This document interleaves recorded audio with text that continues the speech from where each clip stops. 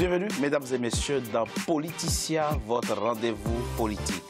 Je serai le président de toutes les Maliennes et de tous les Maliens de toutes les régions et de la diaspora, a tenu à marteler le 4 septembre dernier le président réélu du Mali, Ibrahim Boubacar Keïta, lors de sa prestation de serment. Une prestation de serment aussitôt jugée nulle. Et de nul effet par Soumaïla Cissé, le chef de file de l'opposition malienne, son principal challenger lors de la présidentielle du 12 août 2018. L'homme revendique toujours la victoire. Alors jusqu'où peuvent et veulent aller Soumaïla Cissé et le reste de l'opposition malienne? Quels enseignements tirer de cette présidentielle qui divise tant les Maliens? Mais quels sont les grands défis qui attendent le président réélu Ibrahim Boubacar Keïta? Pour en parler, j'ai avec moi 3 Maliens. Madame Djeneba Keïta, vous êtes la porte-parole en France du président Ibrahim Boubacar Keïta. Pour vous, sa victoire est incontestable et vous appelez les Maliens à s'unir derrière lui pour reconstruire le Mali. Merci d'avoir accepté notre invitation. Merci.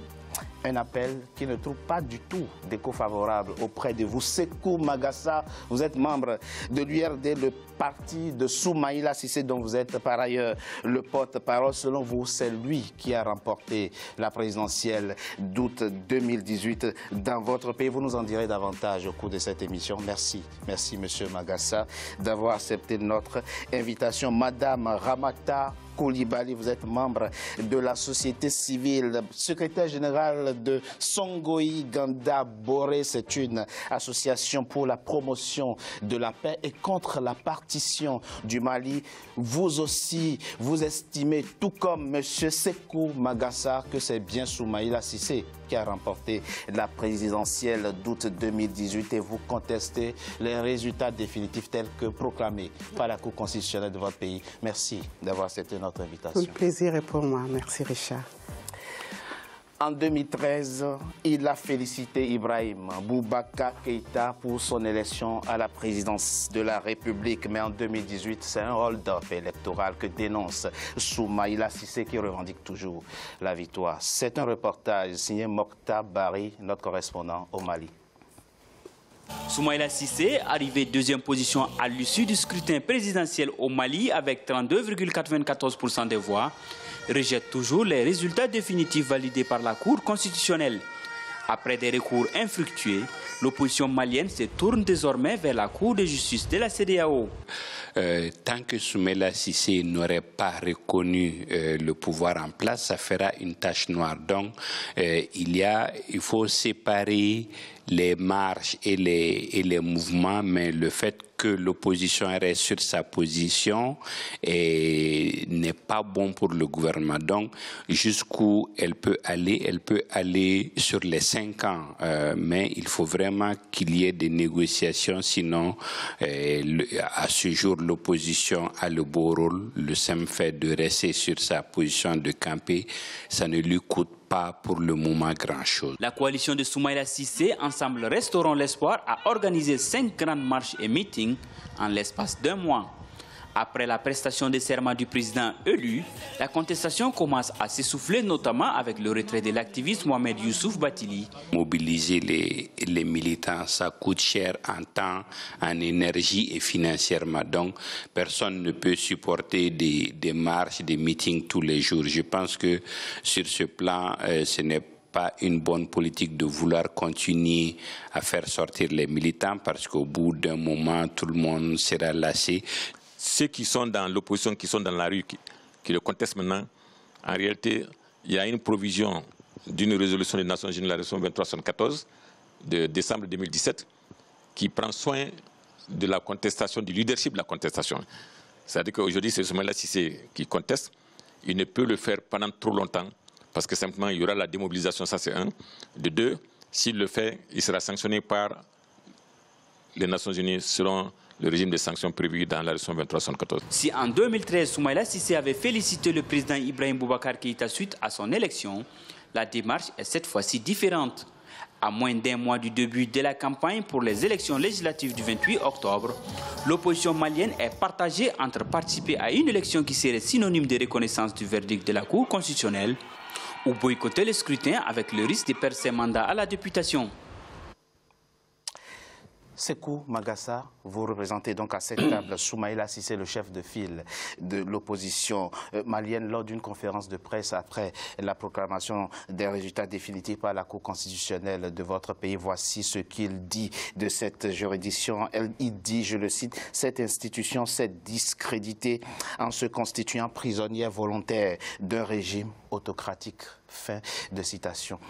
En 2013, il a félicité le président Ibrahim Boubacar Keïta pour son élection. Qu'est-ce qui, cette fois-ci, l'amène à jeter tant de discrédit sur la plus haute des juridictions de votre pays, le Mali? Alors, très rapidement, avant de répondre, je voudrais rectifier, c'est-à-dire que Soumaïla, si le problème aujourd'hui, la suite des élections au Mali, ce n'est plus une question de Soumaïla Cissé. On va largement au-delà de Soumaïla Cissé. Vous savez qu'il a travaillé avec une coalition Restaurant l'Espoir, dont le reporter en a parlé tout à l'heure. Mais au-delà de ça, aujourd'hui, il y a beaucoup de Maliens qui ont compris qu'il y a eu de la fraude, qui ont compris qu'il y a eu achat de conscience, qui ont compris que dans beaucoup d'endroits, pratiquement sur 8000 bureaux de vote, il n'y avait pas d'assesseur de l'opposition. Ce qui fait qu'aujourd'hui, on ne parle plus de Soumaïla Cissé, mais on parle des 18 candidats à l'élection présidentielle, au premier tour, qui ont tous dit, écoutez, cette fois-ci, ça suffit. Mais ça ne répond pas. Je reviens, c'est pour corriger l'appréhension, c'est-à-dire que moi je parle ici au nom de la coalition Restaurant l'Espoir, pas seulement au nom de Soumaïla Cissé. Donc une frange large de Maliens qui contestent les résultats. Alors maintenant, Comment avancer sur la question? Les choses sont très claires. Le pouvoir sait très bien qu'il y a eu fraude. Donc, il y a des éléments très précis qui ont été donnés par rapport à ces... Quand vous dites des éléments très précis, et c'est ça la substance même de votre propos, quels sont ces éléments précis? Alors, comment la Cour constitutionnelle les a-t-elle appréciés, puisque de toute façon... La Cour les a appréciés, tout comme elle avait apprécié la question de la révision constitutionnelle. Vous vous rappelez la fameuse insécurité résiduelle. Bon, on sait très bien que maintenant ça... voilà. Donc, on ne va pas revenir sur un certain nombre de choses. Mais on respecte sa décision ou pas? Qu'est-ce qu'on fait? On respecte sa décision ou pas? Aujourd'hui, il y a une décision qui a été prononcée par la Cour constitutionnelle. Nous estimons que le peuple, c'est le peuple qui a raison. Quelle que soit la Cour, quelle que soit la personne, c'est le peuple qui a raison. Et c'est ce peuple qui sort. Parce que la Cour peut bien prendre des dispositions, mais elle ne peut pas empêcher, puisque ça aussi c'est constitutionnel, les militants, les Maliens convaincus de sortir, d'aller réclamer leurs droits. Et ça se fera demain. Demain, à Paris, place de la République, les Maliens sortiront en grand nombre, tout comme ça n'a pas été fait depuis 1991. Et demain à Bamako, ce sera exactement la même chose, et partout dans les capitales régionales. Donc, vous êtes tous invités vraiment à venir demain pour dire encore une fois que notre système démocratique n'a pas besoin de triche, notre système démocratique n'a pas besoin de fraude, et que le Mali, on a cette valeur qu'on appelle le dambé, alors je ne sais pas comment le traduire, qu'à un moment donné, on se regarde dans la glace, on dit on n'a pas fait ça. Quand on dit les décisions de la Cour sont sans appel, vous dites on peut contester les décisions de la Cour constitutionnelle. Alors, les décisions de la Cour sont sans appel. Ça veut dire quoi? Ça ne prive pas le citoyen de son droit d'expression.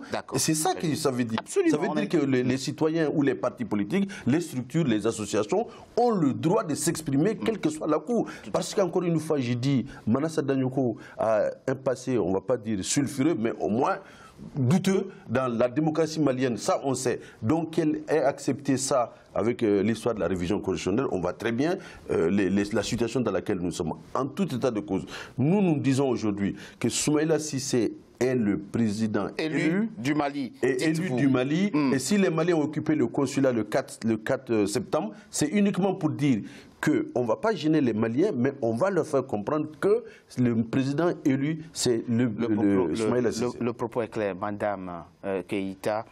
Vous voyez, je l'ai dit, cette présidentielle divise tant les Maliens. Quand on est président, on est élu président, et qu'on voit le monde que draine aujourd'hui l'opposition malienne, dans Bamako comme dans d'autres villes du pays, que se dit-on? Il y a une vraie fracture en ce moment entre les Maliens du fait de cette présidentielle. Comment vous comptez mettre fin à ça pour gouverner sereinement? Parce qu'on ne peut pas gouverner dans ces conditions. Ben si, puisqu'on a commencé à gouverner. Alors, il y a l'exemple qu'on donne sur les réseaux sociaux, il y a ceux qui se montrent, quand on est au pouvoir, on ne descend pas dans la rue, parce qu'il y a aussi beaucoup de Maliens qui ne parlent pas. Il y a la majorité silencieuse aussi. Alors, il y a des gens qui sortent, mais quand on regarde sur les 24 candidats, je ne suis pas d'accord, il n'y a que 4 qui suivent M. Cissé aujourd'hui, dans la posture qu'il a. À ne pas reconnaître les lois de la République. Oui, mais il y a des Maliens, il y a des milliers de Maliens qui sont... Il y a des milliers de Maliens, mais le CDR vient de dire qu'ils s'en vont aussi. Donc il faut tenir compte de tout ça qui représentait soi-disant la jeunesse et la société civile. Donc il faut, dans la scène politique malienne, il n'y a pas qu'une opposition, il y a des oppositions. Alors qu'on a tendance à croire que c'est M. Cissé qui réunit toutes les oppositions. Ce n'est pas vrai. Il y a des oppositions qui sont là aujourd'hui, qui sont responsables et qui reconnaissent la Cour constitutionnelle. Quand on est candidat à la présidence d'une république et qu'on se met hors cadre des lois de la République, et qu'on se mette hors de la République, qu'on va jusqu'à contester, parce qu'aujourd'hui j'entends un autre discours. Pourquoi vous dites hors de la République? On n'est pas hors de la République. Non, mais quand on dit on conteste la Cour constitutionnelle, la Cour constitutionnelle c'est la République. Donc c'est grave quand même pour quelqu'un qui dit qu'il veut être président. Donc le président Ibrahim Boubacar Keïta a tendu la main aux Maliens qui aiment le Mali, le 4 septembre. Donc toutes les personnes qui aiment le Mali, qui ne sont pas sur des postures personnelles, sur des places personnelles, mais qui veulent que le Mali avance, ils ont la main tendue du président Ibrahim Boubacar Keïta pour rassembler tous les Maliens, c'est ce qu'on dit. Donc il y a 2 choses que vous espérez là maintenant. Premièrement, c'est que le mouvement s'essouffle, puisque vous faites référence au parti politique qui s'est désolidarisé de l'opposition. Puis vous espérez que l'opposition, notamment Soumaïla Cissé, accepte la main tendue du président Ibrahim Boubacar Keïta. Votre propos est très clair, Madame Ramata Coulibaly. Moi j'ai un problème. Et il faut que vous nous expliquiez. Dans mon émission, j'aime qu'on respecte les décisions des organes, des institutions en charge de l'organisation des élections. C'est comme sur un terrain de football, si vous acceptez que tel soit l'arbitre du jeu, vous acceptez aussi les règles, du moins ces décisions. Du coup, pourquoi participe-t-on à une élection et crier après et contester après parce qu'on n'a pas gagné?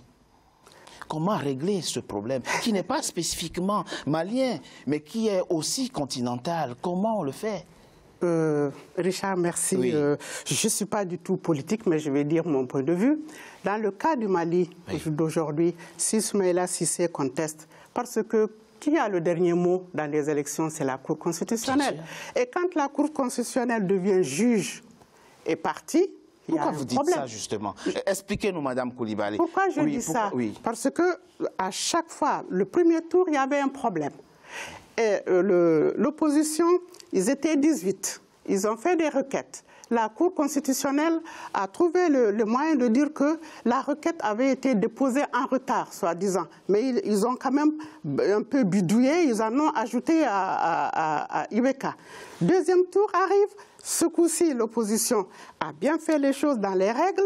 Aucune requête n'a été retenue. Encore, la Cour constitutionnelle a bidouillé pour ajouter des petits chouïas à Ibeka. Donc là, il y a quand même souci. Il y a souci. Ça, c'est un. De 2, les élections en Afrique et au Mali et en Afrique en général sont organisées par qui? Sont organisées par l'État. Et tant que les élections sont organisées par l'État, peut-être par la commission électorale. La commission, non, par l'administration. C'est le ministère de l'Intérieur qui assure la sécurité des opérations. Non, c'est organisé par l'État, et l'État a donc tout l'appareil, tous les appareils de l'État sont à la disposition du président sortant. Si c'était 2 candidats qui n'étaient pas présidents, parce que le président n'avait pas le droit de se présenter, je pense que le cas ne se présenterait pas. Aujourd'hui, c'est parce que le président, il a même mise sur tout l'appareil de l'État, donc il en fait ce qu'il veut. La preuve est que même des ministres... Je suis un peu embêté, madame, mais vous le saviez avant l'élection. Attendez. Pourquoi êtes-vous dans ces conditions-là? Moi, je comprends. Oui, allez très rapidement. Oui, très rapidement pour compléter. Oui. Les problèmes, vous les connaissiez avant l'élection. Sur la crédibilité de la Cour constitutionnelle, l'élément le plus important, c'est quoi? C'est qu'à la veille des élections, c'est-à-dire à un mois, le gouvernement a modifié le fichier électoral ou a mis en ligne un fichier modifié alors que le fichier avait été audité par des institutions internationales avant. Mais ils ont modifié. Mais ça, on en a parlé, ils ont dit ils vont changer. Mais plus que ça, dans la loi électorale, il est dit que les procurations, par exemple, ne sont acceptées que pour des électeurs qui sont du même bureau que la personne qui vote. Voilà, ça c'est la logique. C'est ce qui se passe. Et qu'est-ce que le ministre a fait pour permettre à ses préfets d'établir des procurations à tout va? Il a pris une disposition, une note ministérielle en disant que les procurations sont acceptées partout. Et qu'est-ce qui se passe? La Cour constitutionnelle a validé. C'est-à-dire qu'elle a attendu le dernier moment pour juger et dire que oui, finalement, le ministre a raison. Et la conséquence, c'est quoi? C'est que dans beaucoup de départements, les préfets ont fait des procurations pour les électeurs. Et c'est à un jour du vote que le ministre a dit non, finalement, ça ne sert à rien. Et qu'est-ce qui s'est passé entre-temps? Les procurations, vous savez très bien comment ça. Bon, donc ça veut dire que la complicité de la Cour constitutionnelle, elle est patente. D'accord. Elle est évidente. Elle est évidente. Oui, tout à fait. Qu'est-ce qui va se passer? Vous avez saisi la Haute Cour de justice. Oui, tout à fait. Ça, c'est des procédures. Alors, qu'espérez-vous? Ça, c'est des procédures qui sont normales, mais nous sommes plutôt dans le combat. C'est-à-dire que nous voulons réaffirmer, faire accepter la victoire de Soumaïla Cissé, qui est incontestable aussi bien à l'extérieur qu'à l'intérieur du Mali. Mais vous savez que la Haute Cour de justice de la CEDEAO ne va pas... Non, mais ce n'est pas ça la question. Voilà, on n'est pas... Nous, le problème qui se pose aujourd'hui, si vous voyez qu'il y a autant de Maliens dans les rues pour contester, c'est parce qu'ils sont inquiets de l'avenir de leur pays. C'est parce qu'ils se disent que 5 ans de IBK, c'est la catastrophe. C'est ça le problème. Et donc, ce problème-là, il ne va pas s'arrêter avec un jugement d'un tribunal. Madame Keïta, très rapidement, un intervenant dans l'élément que nous avons vu dit que le président Ibrahim Boubacar Keïta doit faire plus que tendre la main. Il doit aller plus loin. Qu'est-ce que vous pensez? Vous n'allez pas rester là avec cette situation que vous avez avec une opposition qui marche tout le temps pratiquement. Demain, comme dit M. Magassa, l'opposition sera dans la rue à Bamako comme ailleurs. Qu'est-ce que vous pensez qu'il peut faire? Qu'est-ce qu'il est capable de faire davantage pour décrisper cette situation? Non, mais avant d'arriver à ça, effectivement, le Mali, fragiliser le Mali alors que le Mali est attaqué par des éléments extérieurs, bon, je dis c'est très grave. Contester, comme on le fait, les institutions de la République, je dis que c'est très grave. Madame dit que c'est l'État qui organise les élections. Comment les élections sont organisées en France? C'est juste la question que je pose.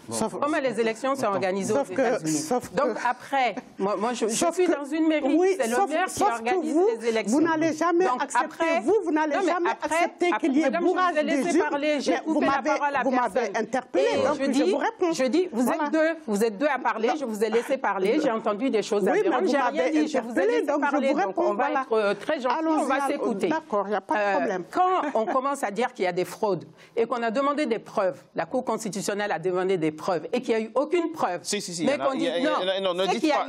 Là, en revanche. Non, les preuves qu'ils ont données, c'est parce qu'il y a eu des villages où le nombre de votants est plus élevé que les tout ce qui a été demandé, il y avait des observateurs extérieurs et il y avait des assesseurs de l'opposition payés par l'État. Et la loi électorale, et quand il y a eu les élections, l'opposition a été là tout le temps, dès le début, et l'État a même accepté des choses, toutes les demandes de l'opposition pour que les élections se passent bien. Et après tout ça, on vient nous dire, alors, je leur ai dit, ce n'est pas toute l'opposition, c'est une partie de l'opposition, ce n'est pas tous les Maliens, c'est une partie des Maliens. D'accord. Que répondez-vous donc à l'intervenant qui dit qu'il faut que le président Ibrahim Boubacar Keïta fasse plus que tendre la main? Le président Ibrahim Boubacar Keïta est là pour que la paix revienne au Mali. Et le président Ibrahim Boubacar Keïta a été réélu et donc est là pour travailler. On ne va pas perdre le temps à suivre ce qui se passe dans la rue. Donc nous, on va avancer. Il a tendu la main à une partie de l'opposition et à tous les Maliens qui aiment le Mali. Ceux qui aiment le Mali viendront discuter pour avancer sur la construction du Mali et sur la paix. Ceux qui veulent autre chose, c'est-à-dire pour des questions personnelles, continueront à être dans la rue. Et on voit bien qu'effectivement, il y a beaucoup de gens qui commencent à se poser la question. Moi, j'étais au Mali récemment, même des personnes qui étaient avec M. Cissé commencent à se poser la question du pourquoi, du comment, puisqu'il y a beaucoup de choses qui ont été acceptées. Je propose qu'on marque une courte pause. On se retrouve dans quelques instants pour la suite de notre émission. À tout de suite.